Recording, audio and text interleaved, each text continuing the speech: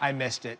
I missed it so much. Absence makes the heart grow fonder, which is why Kirk Herbstreit is with us. College Game Day headed to the first year of the Magic Kingdom. History being made. Disney World ahead of Miami versus Florida. And Herbie, a lot of questions surrounding the Hurricanes program. What could first-year head coach Manny Diaz bring to Miami that they've been missing?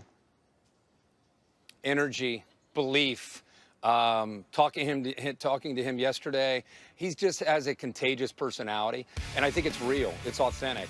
He's done a great job of reaching back to the Miami alumni. I love how he said it, and you probably heard this, Matt.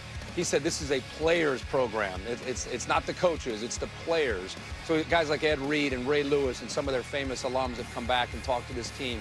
Think about this Miami team. I said you got to go all the way back to Ken Dorsey when he played in 2000, 01, 02. Last time they had a quarterback that gave them a chance to be consistent and to be competitive. They're going with a redshirt freshman in Jaron Williams, who won the battle in August.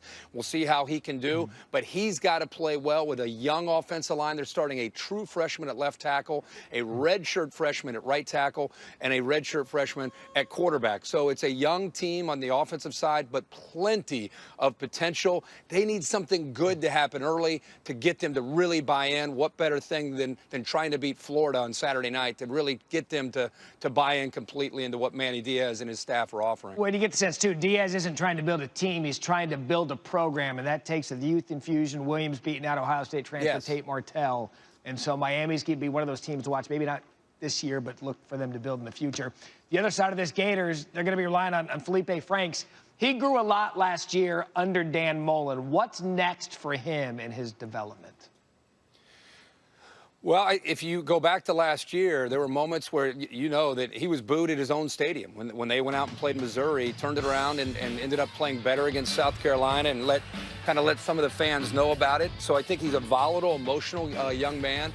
I thought that, and Dan Mullen's talked about this, he ran the ball much better late in the year, especially if you go back and look at the Florida State game, the game that they ended the regular season, and then the Michigan game and their bowl game. I think that is now going to be their new approach. And let's face it, that's Dan Mullen's style to begin with. So I think Felipe Franks bought in. He was a little bit more of a willing runner late in the year. And now he comes into this year, brand new slate, opportunity to play a very good defense in Miami.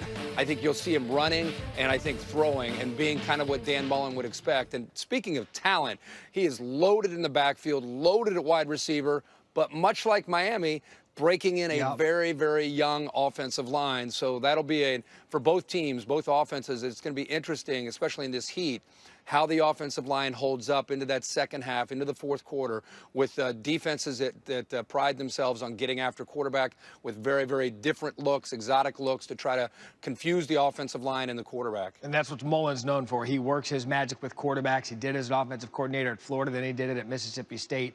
He's doing it again as the head coach.